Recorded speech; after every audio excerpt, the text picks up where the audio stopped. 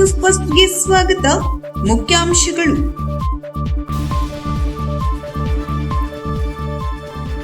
ಮುರುವಿನಕಟ್ಟೆ ಬಗ್ಗೆ ಸುಳ್ಳು ಹಾಗೂ ತಪ್ಪು ಮಾಹಿತಿಯನ್ನ ಸಾಮಾಜಿಕ ಜಾಲತಾಣದ ಮೂಲಕ ಪೋಸ್ಟ್ ಮಾಡುವವರ ವಿರುದ್ಧ ಕಾನೂನು ಕ್ರಮ. ಜಿಲ್ಲಾಧಿಕಾರಿ. ಹೆಚ್ಚಿನ ಪರಿಹಾರ ನೀಡುವುದಕ್ಕೋಸ್ಕರ ಮುಖ್ಯಮಂತ್ರಿಗಳಿಗೆ ಮನವಿ. ಕರ್ನಾಟಕದ ಪರಿಷತ್ನ 7 ಸ್ಥಾನಗಳಲ್ಲಿ 1 ಸ್ಥಾನವನ್ನು ಕರ್ನಾಟಕದ ಪ್ರಬಲ ಮೀನುಗಾರ ಸಮಾಜಕ್ಕೆ ನೀಡಬೇಕೆಂದು ರಾಜ್ಯ ಸರ್ಕಾರಕ್ಕೆ ಆಗ್ರಹ. ರಾಜು ಉಗ್ರಾಣ್ಕರ್. ನೂತನ ಉಪಗ್ರಾಮಗಳನ್ನು ಶಾಸಕ ಶ್ರೀನಿವಾಸ್ ಮಾನೆ ಉದ್ಘಾಟಿಸಿದರು. ಸಹಕಾರಿ ಸಂಸ್ಥೆಗಳು ಸಂಕಷ್ಟದಲ್ಲಿರುವ ಅಡಿಕೆ ಬೆಳೆಗಾರರ ಕೈ ಹಿಡಿಯಬೇಕು. ಶಾಸಕ ಭೀಮಣ್ಣ ಟಿ ನಾಯ್ಕ ಕರೆ. ಪಶ್ಚಿಮ ಘಟ್ಟದ ಜೀವ ವೈವಿಧ್ಯ ಮತ್ತು ಅರಣ್ಯ ಸಂಪತ್ತಿನ ಸಂರಕ್ಷಣೆ ಎಲ್ಲರ ಕರ್ತವ್ಯ. ಶಾಸಕ ಶಿವರಾಮ್ ಹೆಬ್ಬಾರ್. 10 ಲಕ್ಷ ರೂಪಾಯಿ ವೆಚ್ಚದಲ್ಲಿ ನಾನಾ ಅಭಿವೃದ್ಧಿ ಕಾಮಗಾರಿಗಳಿಗೆ ಶಾಸಕ ಶ್ರೀನಿವಾಸ್ ಮಾನೆ ಅವರಿಂದ ಭೂಮಿ ಪೂಜೆ. ತಾಲೂಕಿನಾದ್ಯಂತ 1.68 ಕೋಟಿ ವೆಚ್ಚದ ವಿವಿಧ ಅಭಿವೃದ್ಧಿ ಕಾಮಗಾರಿಗಳಿಗೆ ಶಾಸಕ ಭೀಮಣ್ಣ ನಾಯ್ಕ ಅವರಿಂದ ಭೂಮಿ ಪೂಜೆ. ಕೊಲೆ ಆರೋಪಿಗಳ ಸುಳಿವು ನೀಡಿ ಬಹುಮಾನ ಪಡೆಯಿರಿ. ಶಿರಸಿ ತಾಲೂಕಿನ ಹುತ್ಕಾರ ಗ್ರಾಮ ಪಂಚಾಯತ್ ವ್ಯಾಪ್ತಿಯ ಗಣೇಶನಗರ ವೆಂಕಟೇಶ ಬಡಾವಣೆಯ ರಸ್ತೆ ಅಭಿವೃದ್ಧಿಗೆ ಆದ್ಯತೆ ನೀಡಿ ಸುಗಮ ಸಂಚಾರಕ್ಕೆ ಅನುಕೂಲ ಮಾಡಿಕೊಡಲಾಗುವುದು. ಶಾಸಕ ಭೀಮಣ್ಣ ಟಿ ನಾಯ್ಕ ಅವರಿಂದ ಭರವಸೆ. ನಗರದ ಮೂಲಕ ಹಾದು ಹೋಗುವ ರಾಷ್ಟ್ರೀಯ ಹೆದ್ದಾರಿ 66ರ ಅಗಲೀಕರಣ ಹಾಗೂ ಅಭಿವೃದ್ಧಿ ಕಾಮಗಾರಿ ಕೈಗೊಳ್ಳುವ ಸಮಯದಲ್ಲಿ ಸಾರ್ವಜನಿಕರಿಗೆ ತೊಂದರೆಯಾಗದ ಹಾಗೆ ಅಮ್ಮನವರ ಹೊರೆಯನ್ನಿಡುವ ಮುರುವಿನಕಟ್ಟೆಯನ್ನು NHAI ರವರಿಂದ ROW ವ್ಯಾಪ್ತಿಯಲ್ಲಿ ಲಭ್ಯ ಸರ್ಕಾರಿ ಜಮೀನಿನಲ್ಲಿ ಮೇ 24ರಂದು ಕೆಂಪು ಕಲ್ಲಿನಿಂದ ಕಟ್ಟಲಾಗುತ್ತಿರುವ ಸಂರಚನೆಯನ್ನು ಯಾರೋ ಕಿಡಿಗೇಡಿಗಳು ನಾಶಪಡಿಸಿದ್ದು, ಸದರಿಯವರ ಮೇಲೆ ಎಲ್ಲಾ ರೀತಿಯ ಕಾನೂನು ಕ್ರಮ ಜರುಗಿಸಲಾಗುತ್ತಿದೆ ಎಂಬುದಾಗಿ ಈಗಾಗಲೇ ಪತ್ರಿಕಾ ಪ್ರಕಟಣೆ ಮೂಲಕ ತಿಳಿಸಲಾಗಿದೆ. ಮುಂದುವರೆದು ಸಾಂಪ್ರದಾಯಿಕವಾಗಿ ಅಮ್ಮನವರ ಹೊರೆಯನ್ನಿಡಲಾಗುತ್ತಿರುವ ಮೂಲಕಟ್ಟೆ ಇಡುವ ಮುರುವಿನಕಟ್ಟೆ ಸ್ಥಳವು ಯಥಾಸ್ಥಿತಿಯಲ್ಲಿರುವ ಬಗ್ಗೆಯೂ ಸಹ ಪ್ರಕಟಣೆಯಲ್ಲಿ ತಿಳಿದುಪಡಿಸಲಾಗಿದೆ. ಆದರೆ ಕೆಲವು ಸಮಾಜಘಾತುಕ ಶಕ್ತಿಗಳು ಸಾಮಾಜಿಕ ಜಾಲತಾಣಗಳಲ್ಲಿ ತಪ್ಪಾದ ಹಾಗೂ ಸುಳ್ಳು ಮಾಹಿತಿಯನ್ನು ಹರಿಬಿಟ್ಟು ಮೂಲ ಮುರುವಿನಕಟ್ಟೆಗೆ ಧಕ್ಕೆಯಾಗಿರುವ ರೀತಿಯಲ್ಲಿ ಸುದ್ದಿಯನ್ನು ಪ್ರಚಾರ ಮಾಡುತ್ತಿರುವುದು ಕಂಡುಬಂದಿದೆ. ಕಾರಣ ಸಾರ್ವಜನಿಕರು ಇಂತಹ ಸುದ್ದಿಗಳ ನಂಬಬಾರದಾಗಿ ಈ ಮೂಲಕ ಕೋರಲಾಗಿದೆ. ಸಾಂಪ್ರದಾಯಿಕವಾಗಿ ಅಮ್ಮನವರ ಹೊರೆಯನ್ನಿಡುವ ಮೂಲ ಸ್ಥಳ ಮುರುವಿನಕಟ್ಟೆಯು ಯಥಾಸ್ಥಿತಿಯಲ್ಲಿರುತ್ತದೆ ಎಂಬುದಾಗಿ ಮತ್ತೊಮ್ಮೆ ಸ್ಪಷ್ಟೀಕರಣ ನೀಡಲಾಗಿದೆ. ಮುಂದುವರೆದು ಯಾರಾದರೂ ಇಂತಹ ಸುಳ್ಳು ಹಾಗೂ ತಪ್ಪು ಮಾಹಿತಿಯನ್ನು ಸಾಮಾಜಿಕ ಜಾಲತಾಣದ ಮೂಲಕ ಪೋಸ್ಟ್ ಮಾಡಿದ್ದಲ್ಲಿ ಅಂತಹವರ ವಿರುದ್ಧ ಕಾನೂನಿನ ಕ್ರಮ ಕೈಗೊಳ್ಳಲಾಗುವುದು ಎಂದು ಜಿಲ್ಲಾಧಿಕಾರಿ ಕೆ. ಲಕ್ಷ್ಮೀಪ್ರಿಯಾ ಸೂಚಿಸಿದ್ದಾರೆ. ನಾಡಿನ ಸಮಸ್ತ ಜನತೆಗೆ ತ್ಯಾಗ ಬಲಿದಾನದ ಸಂಕೇತವಾದ ಬಕ್ರೀದ್ ಹಬ್ಬದ ಹಾರ್ದಿಕ ಶುಭಾಶಯಗಳು. ಶುಭಾಶಯ ಕೋರುವವರು ಶ್ರೀ ಭೀಮಣ್ಣ ಟಿ ನಾಯ್ಕ, ಶಾಸಕರು, ಶಿರಸಿ ಸಿದ್ದಾಪುರ ವಿಧಾನಸಭಾ ಕ್ಷೇತ್ರ.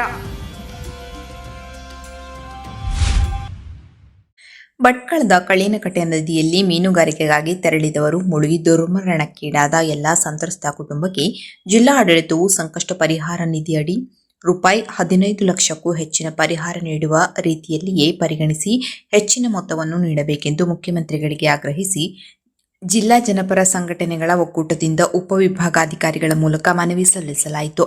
ಎಸಿ ಚಂದ್ರಶೇಖರ್ ಆರ್ಜಿ ಮನವಿ ಸಲ್ಲಿಸಿದರು. ಮನವಿ ನೀಡುವ ಸಂದರ್ಭದಲ್ಲಿ ಡಾಕ್ಟರ್ ನಾಗೇಶ್ ನಾಯ್ಕ ಕಾಗಲ್, ವಿಶ್ವನಾಥ್ ಎಸ್ ಗೌಡರು, Rajesh Deshbag, Shivaraj S Desai, Shivanand Puttappa Naik, Malthesh Kanakappanavar, Kushal T Naik, Ganapathi T Naik Kalkadaki, Vishwanath Gowda Hulekal ಮುಂತಾದವರು ಉಪಸ್ಥಿತರಿದ್ದರು.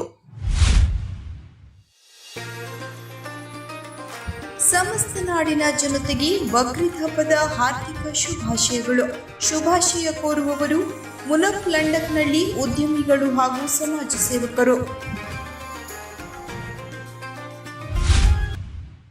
ಮುಂಬರುವ 2026 ಜೂನ್ ತಿಂಗಳಲ್ಲಿ ಮುಕ್ತಾಯಗೊಳ್ಳಲಿರುವ ಕರ್ನಾಟಕ ಪರಿಷತ್ನ 7 ಸ್ಥಾನಗಳಲ್ಲಿ 1 ಸ್ಥಾನವನ್ನು ಕರ್ನಾಟಕದ ಪ್ರಬಲ ಸಮುದಾಯದವರಾದ ಮೀನುಗಾರ ಸಮಾಜಕ್ಕೆ ನೀಡಬೇಕೆಂದು ರಾಜ್ಯ ಸರ್ಕಾರಕ್ಕೆ ಈ ಮೂಲಕ ಕೆಪಿಸಿಸಿ ಮೀನುಗಾರ ವಿಭಾಗದ ಪ್ರಧಾನ ಕಾರ್ಯದರ್ಶಿ ರಾಜು ನರಸಿಂಹ ಉಗ್ರಾಣ್ಕರ್ ಮತ್ತು ಉತ್ತರ ಕನ್ನಡ ಜಿಲ್ಲಾ ಮೀನುಗಾರ ವಿಭಾಗದ ಜಿಲ್ಲಾ ಅಧ್ಯಕ್ಷರಾಗಿರುವ ಪ್ರಕಾಶ್ ಜೈಮಂತ್ ಜಂಟಿಯಾಗಿ ಆಗ್ರಹಿಸಿದ್ದಾರೆ. ವಿಭಾಗದ ರಾಜ್ಯಾಧ್ಯಕ್ಷರು ಹಾಗೂ ರಾಷ್ಟ್ರೀಯ ಮೀನುಗಾರರ ಸಂಘದ ಕರ್ನಾಟಕ ರಾಜ್ಯಾಧ್ಯಕ್ಷರಾದ ಮಂಜುನಾಥ್ ಬಿ ಸುಣಗಾರ್ ಅತ್ಯಂತ ಕ್ರಿಯಾಶೀಲ ವ್ಯಕ್ತಿಯಾಗಿದ್ದು, ಅವರನ್ನು ಕರ್ನಾಟಕ ವಿಧಾನ ಪರಿಷತ್ ಸದಸ್ಯರನ್ನಾಗಿ ನೇಮಕ ಮಾಡಬೇಕೆಂದು ರಾಜ್ಯದ ವಿವಿಧ ಮೀನುಗಾರ ಸಂಘಟನೆಗಳು, ಸಮಾಜ ಹಿರಿಯ ಮುಖಂಡರು, ಯುವ ನಾಯಕರು, ಸಾರ್ವಜನಿಕ ವಲಯದ ಗಣ್ಯರು ಹಾಗೂ ಕಾಂಗ್ರೆಸ್ ಕಾರ್ಯಕರ್ತರು ರಾಜ್ಯ ಸರ್ಕಾರವನ್ನು ಬಲವಾಗಿ ಆಗ್ರಹಿಸಿದ್ದಾರೆ. ತ್ಯಾಗ ಮತ್ತು ಬಲಿದಾನದ ಸಂಕೇತವಾದ ಈ ಪವಿತ್ರ ಹಬ್ಬವು ನಿಮ್ಮ ಬಾಳಿನಲ್ಲಿ ಅಪಾರ ಸಂತೋಷ, ಶಾಂತಿ ಮತ್ತು ಸಮೃದ್ಧಿಯನ್ನ ತರಲಿ ಎಂದು ಸಮಸ್ತ ನಾಡಿನ ಜನತೆಗೆ ಬಕ್ರೀದ್ ಹಬ್ಬದ ಶುಭಾಶಯ ಕೋರುವವರು ಮಂಕಾಳ್ ಎಸ್ ವೈದ್ಯ, ಮೀನುಗಾರಿಕೆ, ಬಂದರು ಮತ್ತು ಒಳನಾಡು ಜಲಸಾರಿಗೆ ಸಚಿವರು ಹಾಗೂ ಜಿಲ್ಲಾ ಉಸ್ತುವಾರಿ ಸಚಿವರು, ಉತ್ತರ ಕನ್ನಡ.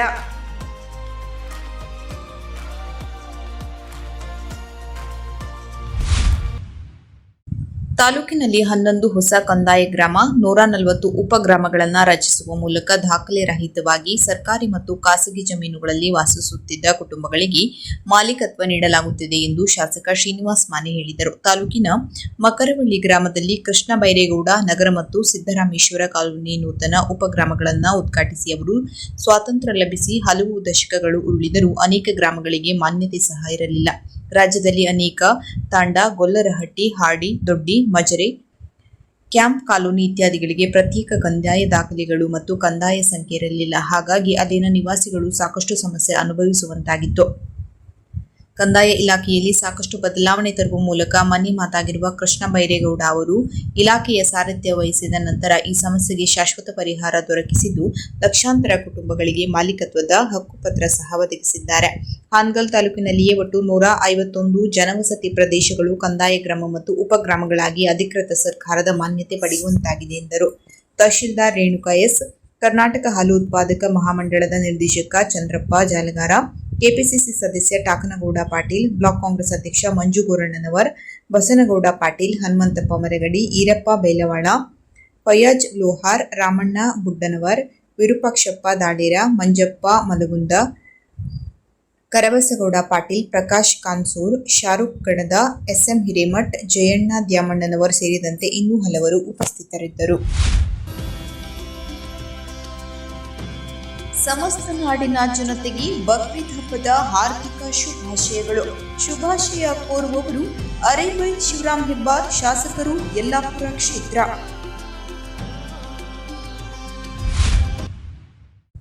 ಪ್ರಸ್ತುತ ದಿನಗಳಲ್ಲಿ ಅಡಿಕೆ ಬೆಳೆಗಾರರು ಎಲೆ ಚುಕ್ಕಿ ಮತ್ತು ಹಳದಿ ರೋಗದಂತಹ ತೀವ್ರ ರೋಗಬಾಧೆಗಳಿಂದ ಕಂಗಾಲಾಗಿದ್ದು, ನಿರೀಕ್ಷಿತ ಇಳುವರಿ ಸಿಗದೆ ಆರ್ಥಿಕ ಸಂಕಷ್ಟ ಎದುರಿಸುತ್ತಿದ್ದಾರೆ.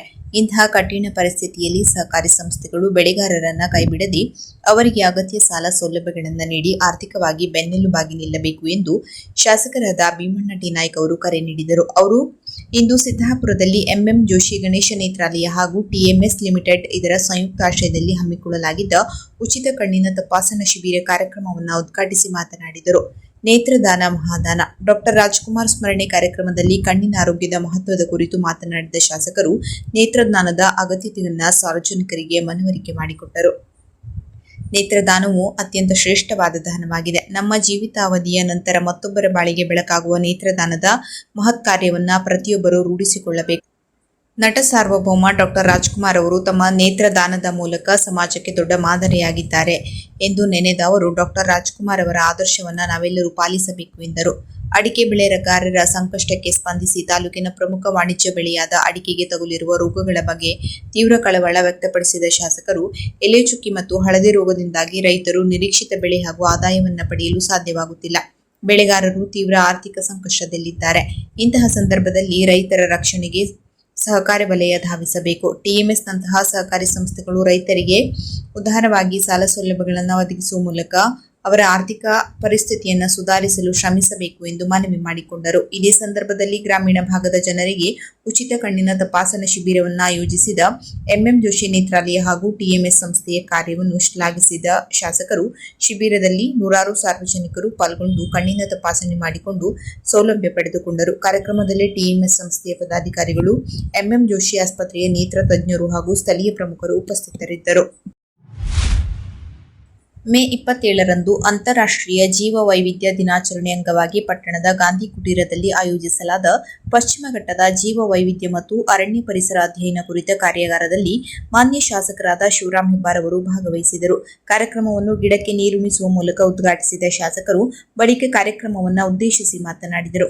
ಪಶ್ಚಿಮ ಘಟ್ಟದ ಜೀವ ವೈವಿಧ್ಯ ಹಾಗೂ ಅರಣ್ಯ ಸಂಪತ್ತಿನ ಸಂರಕ್ಷಣೆಯ ಪ್ರತಿಯೊಬ್ಬರ ಜವಾಬ್ದಾರಿಯಾಗಿದೆ. ಪರಿಸರ ಸಮತೋಲನ ಕಾಪಾಡುವ ನಿಟ್ಟಿನಲ್ಲಿ ಸಾರ್ವಜನಿಕರಲ್ಲಿ ಜಾಗೃತಿ ಮೂಡಿಸುವುದು ಅಗತ್ಯವೆಂದು ಅವರು ಅಭಿಪ್ರಾಯಪಟ್ಟರು. ಹಾನಗಲ್ ತಾಲೂಕಿನ ಕೋಡಿಯಲ್ಲಾಪುರ ಗ್ರಾಮದಲ್ಲಿ 2025-26ನೇ ಸಾಲಿನ ಮುಖ್ಯಮಂತ್ರಿಗಳ ಮೂಲಸೌಕರ್ಯ ಅಭಿವೃದ್ಧಿ ಕಾರ್ಯಕ್ರಮದಡಿ 10 ಲಕ್ಷ ರೂಪಾಯಿ ವೆಚ್ಚದಲ್ಲಿ ನಾನಾ ಅಭಿವೃದ್ಧಿ ಕಾಮಗಾರಿಗಳಿಗೆ ಶಾಸಕ ಶ್ರೀನಿವಾಸ್ ಮಾನೆ ಭೂಮಿ ಪೂಜೆ ನೆರವೇರಿಸಿದರು. ಮೊದಲೆಲ್ಲ ಎಲ್ಲೋ ಕುಳಿತು ಅನುದಾನ ಹಂಚಿಕೆ ಮಾಡುವ ಪದ್ಧತಿ ಇತ್ತು. ಅದಕ್ಕೆ ತಿಲಾಂಜಲಿ ನೀಡಲಾಗಿದ್ದು, ಗ್ರಾಮಸ್ಥರ ಅಭಿಪ್ರಾಯದ ಆಧಾರದಲ್ಲಿ ಅನುದಾನ ಬಿಡುಗಡೆ ಮಾಡಲಾಗುತ್ತದೆ. ಮುಖಂಡರು ಪ್ರತಿಯೊಂದು ಗ್ರಾಮಗಳಿಗೆ ಭೇಟಿ ನೀಡಿ ಅಲ್ಲಿ ಗ್ರಾಮಸ್ಥರ ಅಭಿಪ್ರಾಯ ಕೇಳಿ ಆದ್ಯತೆಯ ಸಾರ್ವಜನಿಕ ಕೆಲಸಗಳಿಗೆ ಅನುದಾನ ಒದಗಿಸಲಾಗುತ್ತಿದೆ. ಪ್ರಮುಖವಾಗಿ ಗ್ರಾಮೀಣ ಪ್ರದೇಶಗಳಲ್ಲಿ ಸಿಸಿ ರಸ್ತೆ, ಸಿಸಿ ಗಟಾರ, ಸಿಡಿ ನಿರ್ಮಾಣದಂಥ ಮೂಲಭೂತ ಸೌಲಭ್ಯಗಳಿಗೆ ಹೆಚ್ಚು ಅನುದಾನ ನೀಡಲಾಗಿದೆ ಎಂದು ಈ ಸಂದರ್ಭದಲ್ಲಿ ಶಾಸಕ ಮಾನೆ ತಿಳಿಸಿದರು. ಗ್ಯಾರಂಟಿ ಅನುಷ್ಠಾನ ಸಮಿತಿಯ ತಾಲೂಕಾಧ್ಯಕ್ಷ ಈರಪ್ಪ ಬೈಲವಾಳ, ಕೆಪಿಸಿಸಿ ಸದಸ್ಯ ಟಾಕನಗೌಡ ಪಾಟೀಲ್, ಬ್ಲಾಕ್ ಕಾಂಗ್ರೆಸ್ ಅಧ್ಯಕ್ಷ ಮಂಜು ಗೋರಣ್ಣನವರ್, ಮುಖಂಡರಾದ ಭರಮಣ್ಣ ಶಿವೂರ್, ಉಳಿವೆಪ್ಪ ಮಳೆಣ್ಣನವರ್, ಗದಿಗೆಪ್ಪ ತಳವಾರ್, ಶಾಂತಕುಮಾರ್ ಹೀರಳ್ಳಿ, ರಾಜಶೇಖರ್ ಮಳೆಣ್ಣನವರ್, ಬಂಗಾರೆಪ್ಪ ನಡಕಟ್ಟಿನವರ್, ಬಸವರಾಜ್ ತಳವಾರ್, ಬಸವಂತಪ್ಪ ಶಿಗ್ಗಿಹಳ್ಳಿ, ಬಸಪ್ಪ ಗಿಡಗೂರ್, ಮಾರ್ತಾಂಡಪ್ಪ ಹುಲಗೂರ, ಚನ್ನಬಸಪ್ಪ ಕೋಟಿ, ಸುಭಾಷ್ ದ್ಯಾಮಣ್ಣನವರ್, ವಿರೂಪಾಕ್ಷ ಮಳೆಣ್ಣನವರ್, ಭರಮಣ್ಣ ಬೆಂಚಿಹಳ್ಳಿ ಸೇರಿದಂತೆ ಇನ್ನೂ ಹಲವರು ಹಾಜರಿದ್ದರು. ಸಿದ್ದಾಪುರ ತಾಲೂಕಿನ ಗ್ರಾಮೀಣ ಭಾಗಗಳ ರಸ್ತೆ ಸಂಪರ್ಕ ಸುಧಾರಣೆ ಹಾಗೂ ಮೂಲಸೌಕರ್ಯ ಅಭಿವೃದ್ಧಿಗೆ ನಮ್ಮ ಸರ್ಕಾರ ಬದ್ಧವಾಗಿದ್ದು, ಕ್ಷೇತ್ರವನ್ನು ಮಾದರಿಯಾಗಿ ರೂಪಿಸುವುದೇ ನನ್ನ ಮುಖ್ಯ ಗುರಿಯಾಗಿದೆ ಎಂದು ಶಿರಸಿ ಸಿದ್ದಾಪುರ ಕ್ಷೇತ್ರದ ಜನಪ್ರಿಯ ಶಾಸಕರಾದ ಶ್ರೀ ಭೀಮಣ್ಣ ಟಿ ನಾಯ್ಕ ಅವರು ತಿಳಿಸಿದರು. ಮಂಗಳವಾರ ಮೇ 26, 2026 ಸಿದ್ದಾಪುರ ತಾಲೂಕಿನ ವಿವಿಧ ಗ್ರಾಮ ಪಂಚಾಯತ್ ವ್ಯಾಪ್ತಿಗಳಲ್ಲಿ ಒಟ್ಟು 1,68 ಲಕ್ಷ ರೂಪಾಯಿ ವೆಚ್ಚದ ರಸ್ತೆ ಸುಧಾರಣೆ ಹಾಗೂ ತಡೆಗೋಡೆ ನಿರ್ಮಾಣದ ಒಟ್ಟು 6 ಮಹತ್ವದ ಕಾಮಗಾರಿಗಳಿಗೆ ಶಾಸಕರು ಭೂಮಿ ಪೂಜೆ ನೆರವೇರಿಸಿ ಚಾಲನೆ ನೀಡಿದರು.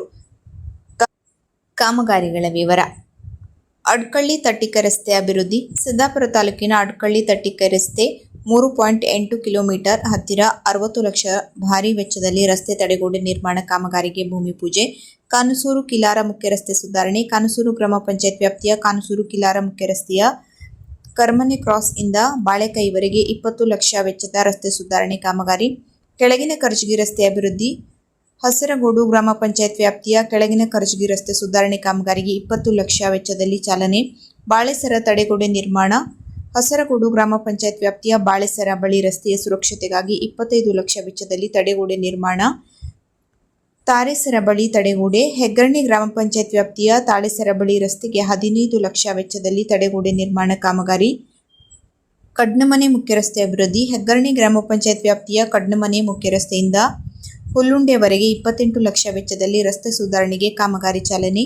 ಗುಣಮಟ್ಟದ ಕಾಮಗಾರಿಗೆ ಶಾಸಕರ ಕಟ್ಟುನಿಟ್ಟಿನ ಸೂಚನೆ. ಭೂಮಿ ಪೂಜೆ ನೆರವೇರಿಸಿದ ಸಾರ್ವಜನಿಕರನ್ನು ಉದ್ದೇಶಿಸಿ ಮಾತನಾಡಿದ ಶಾಸಕ ಭೀಮಣ್ಣ ನಾಯ್ಕ ಅವರು, ಗ್ರಾಮೀಣ ಭಾಗದ ಜನರಿಗೆ ಸುಗಮ ಸಾರಿಗೆ ಸಂಪರ್ಕ ಕಲ್ಪಿಸುವುದು ನನ್ನ ಆದ್ಯತೆಯಾಗಿದೆ. ಮಳೆಗಾಲದ ಸಂದರ್ಭದಲ್ಲಿ ರಸ್ತೆಗಳು ಕುಸಿಯದಂತೆ ತಡೆಯಲು ಅಗತ್ಯವಿರುವ ಕಡೆಗಳಲ್ಲಿ ದೊಡ್ಡ ಮೊತ್ತದ ವೆಚ್ಚದಲ್ಲಿ ತಡೆಗೋಡೆಗಳನ್ನು ನಿರ್ಮಿಸಲಾಗುತ್ತಿದೆ.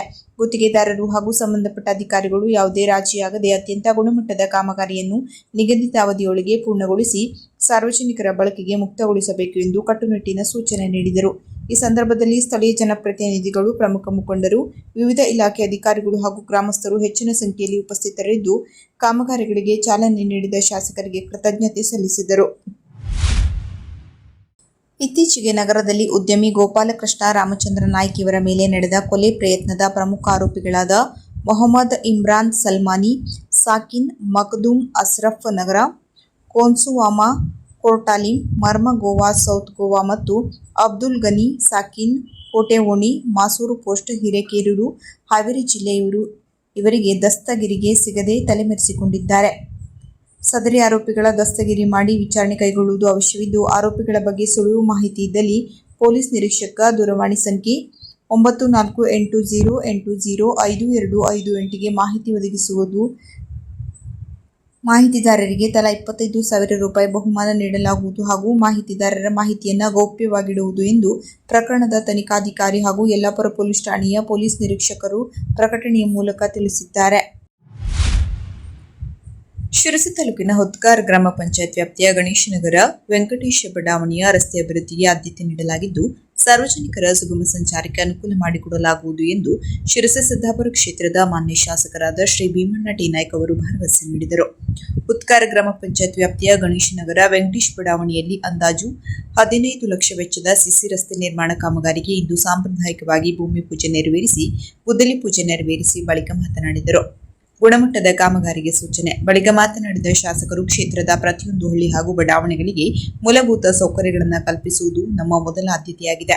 ಗಣೇಶನಗರ ವೆಂಕಟೇಶ ಬಡಾವಣೆಯ ನಾಗರಿಕರು ಎದುರಿಸುತ್ತಿದ್ದ ರಸ್ತೆಯ ಸಮಸ್ಯೆಯನ್ನ ಮನಗಂಡು ಈ ಅನುದಾನವನ್ನು ಬಿಡುಗಡೆ ಮಾಡಲಾಗಿದೆ. ಕಾಮಗಾರಿಯನ್ನು ಅತ್ಯಂತ ಗುಣಮಟ್ಟದಿಂದ ಮತ್ತು ನಿಗದಿತ ಕಾಲಮಿತಿಯೊಳಗೆ ಪೂರ್ಣಗೊಳಿಸಿ ಸಾರ್ವಜನಿಕರ ಬಳಕೆಗೆ ಮುಕ್ತಗೊಳಿಸಬೇಕು ಎಂದು ಸಂಬಂಧಪಟ್ಟ ಅಧಿಕಾರಿಗಳಿಗೆ ಹಾಗೂ ಗುತ್ತಿಗೆದಾರರಿಗೆ ಕಟ್ಟುನಿಟ್ಟಿನ ಸೂಚನೆ ನೀಡಲಾಗಿದೆ ಎಂದರು.